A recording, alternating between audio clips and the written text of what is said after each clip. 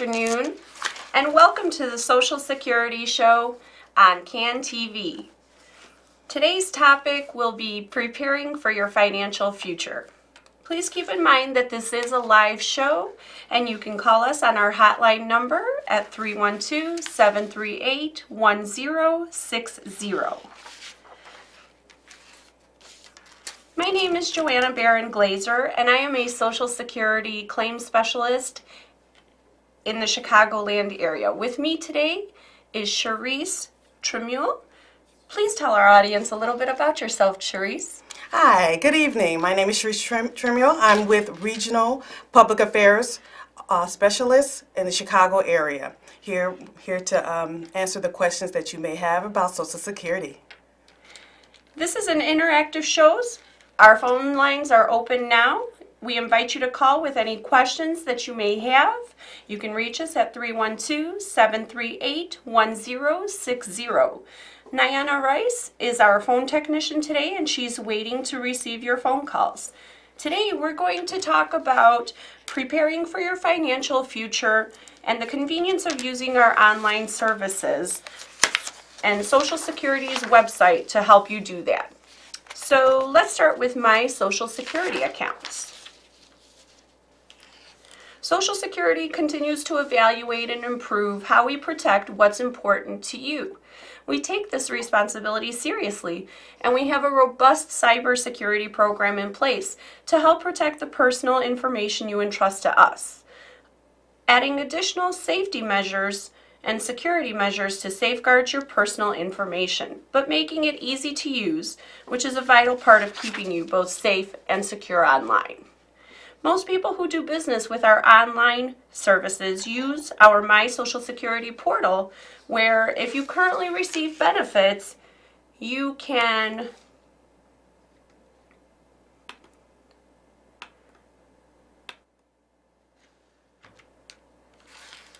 check application status, get a benefit verification letter, request a replacement Social Security card, check your benefit and payment information and your earnings record, change your address and phone number, start or change direct deposit of your benefit payment, request a replacement Medicare card, and get a replacement SSA 1099 or SSA 1042S for the upcoming tax season.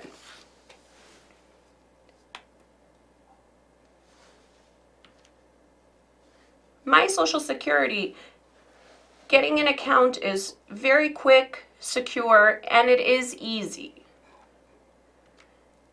If you don't receive Social Security benefits, some of the things that you can do using a My Social Security account is you can request a replacement Social Security card if you meet certain requirements. You can check the status of an application or an appeal. You can get a benefit verification letter proving that you are not receiving any benefits from Social Security. You can get a Social Security statement so that you may review estimates of your future retirement, disability, and or survivor's benefits that you may be eligible to receive. Your earnings once a year to verify the amounts that we've posted are correct, and the estimated Social Security and Medicare taxes that you've paid. You can also access a number of other useful resources. Since My Social Security became available in May 2012, millions of America's people have created and used My Social Security accounts on a daily basis. So Cherise, can you tell me, are we ever too young to start planning for our financial futures? You know, that's a good question. And when I talk to individuals that have not reached the age for retirement, I always admonish them to set up an account with Social Security, set up a My SSA account, because this gives you a chance to check your earnings that you have put in, make sure they're correct. And let's say if you have gaps, you're able to have time to resolve any issues before that time that you apply. With that My SSA account, you're able to look at all the earnings that you've made you can actually look at use our retirement estimator to see what you will receive if when you're ready to file. So I always admonish people to check out our account, set up an account, and see where you stand. Great, Cherise. Those are some great tips for everyone. So, what's the earliest age that we can start receiving Social Security retirement benefits? Good question. You can start as early as 62. You can retire early at 62, and then depending on what year you were born, your full age retirement could be 66 or 67. For me, it would be 67. So, but you can actually file as early as 62. So, if you file as early as age 62, is that a full benefit that you would receive, or is it a reduced benefit that you'd be eligible for? It will be a reduced benefit. And that's why we admonish people to check out our retirement calculator to see if I do get it at 62, what would that reduced amount be? Versus if I filed at my full retirement age and get the full benefit, what that difference will be. Now, Cherise, it is correct also that if you choose to delay filing for your retirement benefits, which you can do up until the age of 70, the benefits increase at a rate of approximately 8% per year, correct? That is correct. That is correct. Okay. Also, I wanted to make mention that Medicare, as far as coverage is concerned for anybody interested in filing for retirement benefits, that coverage would not begin until the person is age 65, and the Medicare coverage would begin the first day of the month that the person turns 65. If you have any more information that you would like to obtain regarding filing for retirement benefits or any Medicare questions, you can always go to our website at www.socialsecurity.gov/retire. How about retirement planning? What are some of the things that we can do on our Social Security website to help us with that? Well, once again, our website is full of information that anyone can have access to. So you can use the calculators that we have. Once again, to reiterate, we can use the retirement calculator. We can go on to our MySSA account, look at the earnings we have and what we've made. We can actually look at the Medicare, what we put into Medicare, the earnings that we put into Medicare, what that amount is. There's a variety of ways we can prepare for our retirement, and the first step is going on to our www.ssa.gov for that information. Great, Cherise. I also wanted to mention that with our retirement planners, they can help you find your ideal retirement age, help you estimate your life expectancy, the amount of benefits you'd receive when you choose to retire, whether it be at 62 or any age thereafter. And it would also give you the ability, oh, we have a caller coming in on the line.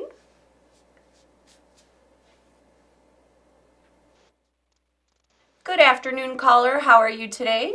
How may I help you? Good. Good. Just a question. I wanted to find out, a couple years ago, I was looking to get a projected benefit statement, and I was told you guys were no longer doing that because of budget.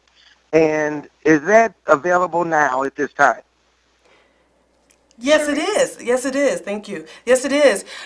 You can go on. Okay. And we were talking about the MySSA account. That MySSA account, once you create it, you can actually go in and retrieve a benefit letter.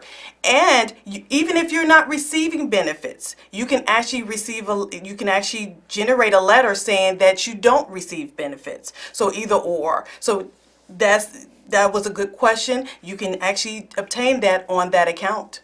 Also, caller, I believe you were asking if you would be able to get a statement as far as your record of earnings is concerned and an estimate on your benefits? Yes. That's also something that you would be able to retrieve on your own and print out at the convenience of your home right on that My Social Security account. Okay. Those are not being mailed to individuals under the age of 60 any longer. So if you are under that age, then yes, you would have to establish a My Social Security account, and then you would be able to retrieve that information at the convenience of your own home.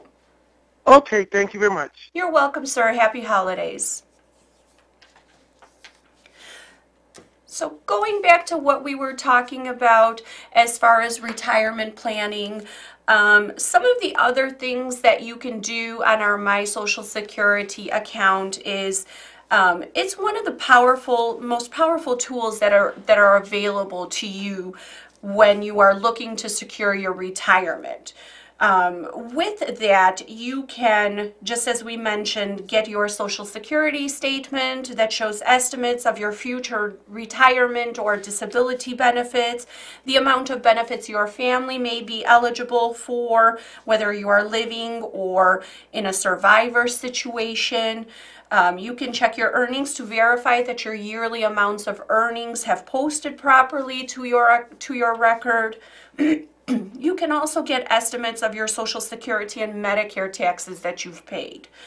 Another thing that you can do through our website at socialsecurity.gov, if you don't wish to go into an office to file your application, you can file the application from the convenience of your own home. At your own pace, you can start the application, leave the application, return to it at your leisure. The retirement application is something that's easy, convenient, and a secure way to get you going to your retirement. You can complete an application in as little as 15 minutes, and just like that, you're able to start your dream of retirement. With these 5 resources, we think that you can stay informed about your retirement options, and information is the first step towards achieving anything that you would like to achieve. So be ready for your next adventure and use our Social Security account, our Social Security website to establish one of these accounts. However, we must also remember that Social Security is not just a retirement program. If something were to happen and you were unable to work because of a disabling condition, whether it be a physical impairment or a mental impairment, Social Security disabilities may be of assistance to you, may be able to help you in your life. What if it's hard for someone to get around because of a disabling condition that they may have, Cherise? Is there any other way that they could possibly apply without actually going to an office and applying? Yes, we have different options a person can take. The traditional way was going to the local Social Security office. You can call us if you want to. We can definitely set an appointment to do it over the phone. But if you really want the convenience of not having to travel, I would suggest filing online. That is the best efficient approach to filing for benefits. That option of the convenience of you have, and sometimes you want to include, when doing an application for disability, you want to include all the medical information that you have for your case, and then it's right there at your home. So you won't have to bring in information or write in information for that application. Everything will be at home, and you can just put that information online by setting up that MySSA account. We can set that up, file for benefits. We give you status updates by doing that. So I tell everyone to try to do that, try to do it online. It is definitely a great thing to try. Again, it's very simple, convenient. You can leave the application, come back to it. You're able to get a re-entry number. So basically what happens is once you start that application and you wish to leave, you're given a number that you would use in order to get back into the application when you choose to restart it up again. So there's no need to wait for appointments when you file online. It's quick, it's convenient. You can apply anywhere from your home, from a desktop computer. You can use a pad. You can use your cell phone. Ladies and gentlemen, we have another call coming in. Hello? Hi. Hi, how are you? Good, how are you? I'm good. Yes, I came in probably a little late on the show. I'm sorry. I apologize for that. But I do have a question about, I guess, applying when you've been denied disability. So, because I'm trying to I guess I would have to appeal again. Okay. So I'm trying to find out. I'm understanding that your disability claim was denied. That's correct. And when was it denied, may I ask? Just recently, maybe about within the last couple of weeks. Within the last few weeks. Well, that's a great question.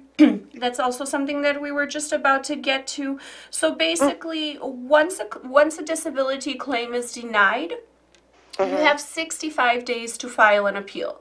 60 days is the appeal time, and then we give an additional 5 days for mailing time. So in total, 65 days. You can file a disability appeal online if you wish. You would file it at www.socialsecurity.gov/disability. If you don't wish to file the appeal online, you're more than welcome to come into any local Social Security office, and we'll be more than happy to assist you with that appeal. Okay. Do you know, like, I guess, how they determine the disability? The disability is determined based upon your actual medical condition. We have doctors in our disability offices who pull your medical records from your medical providers, and they make a decision based upon the medical records, the medical evidence in file. Okay. Okay. No, because I have diabetes, and it's been a struggle for me. So, and my doctor suggested try to apply for disability. Well, each case is going to be individual. So it really depends upon the medical evidence in file. So I do highly suggest filing an appeal, because filing an appeal does keep a continuation of your time going from when you initially filed the claim. Whereas if you choose to not file an appeal and then come back to us after your appeal period has expired, you would have to start the process all over again. So I do highly suggest filing an appeal. And then the next level of appeal is going to be a reconsideration. So basically at the reconsideration level, what happens is a different person who did not review your case the first time around will review your case again and make certain that the information that was obtained has been reviewed and evaluated correctly. And then they'll also continue to pull medical records up until the day that they make a decision. Then let's say if the claim were to be denied again at the reconsideration level, the next level of appeal would be a hearing level, where you would be able to go and speak in front of an administrative law judge regarding your claim. And also keep us updated with any changes, if doctor changes, address changes, so we can keep track of your case and just keep in touch with us with any changes. A lot of times some problems that we run into is that claimants don't inform us, just as Sharice was mentioning, of any medical providers that they may have, any new ones. And if we don't know about the medical provider, unfortunately, we will not know to pull medical records from that provider. So we may not be getting all the necessary information that's out there in order to make a well-informed decision on your claim. So that would be another thing to keep in mind.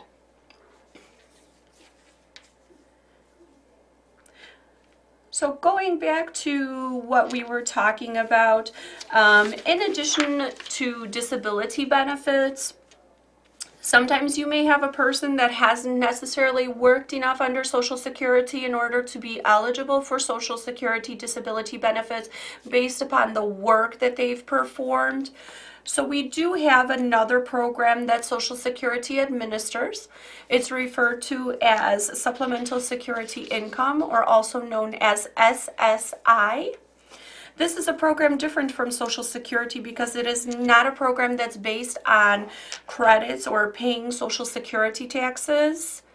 It is an assistance-based program that looks at income and resources, and individuals may qualify for the program if they are disabled, blind, or over the age of 65. So some of the limits that a person may have as far as for SSI is that you cannot have resources worth more than $2,000 for a single individual, $3,000 for a married couple. If you own property you are trying to sell, you may be able to get SSI while you are trying to sell that property. Social Security does not count everything you own in deciding whether you have too many resources to qualify for SSI. For example, we generally don't count the home that you live in or the land that it's on, any life insurance policies that you may have with a face value of $1,500 or less, a single car that you may have that you use for the transportation of yourself and your family, any burial plots that you may have for yourself and for any immediate family members, and up to $1,500 in burial funds for you, and up to $1,500 in burial funds for your spouse. Some more information regarding SSI can be obtained at our website at www.socialsecurity.gov/SSI. Now we talked about using our online services to file for benefits, but we can also use Social Security online services once we're already receiving benefits. For example, we can get a Medicare card online. The Medicare card is proof of our insurance. If you lose your card, if it was stolen or destroyed, you can ask to have a replacement card sent to you using your My Social Security account. And if you don't have an account, as we had mentioned before, you can create one online by going to sign in or create an account. Once you're logged into the account, you would select the replacement documents tab, where then you can go to mail my replacement Medicare card, and you would receive a replacement Medicare card within the next 30 business days at the address on file that Social Security has. Another piece of information that I wanted to make mention before we are going to be wrapping up today's edition of Social Security Hotline on CAN TV is that you may be able to apply for a replacement card online now, a Social Security card online. In the state of Illinois and several other states, you can use a My Social Security account to apply for a replacement Social Security card. If you are a United States citizen, if you are 18 years of age or older, with a U.S. mailing address, this would include any APO, FPO, and DPO addresses. If you are not requesting a name change or any other change to your card, and you have a driver's license or a state-issued identification card from one of the following states.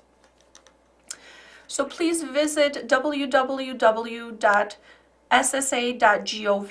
today in order to get your replacement card from your computer.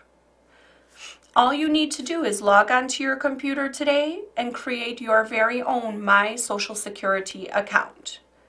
Well, everyone, it looks like we are running out of time today.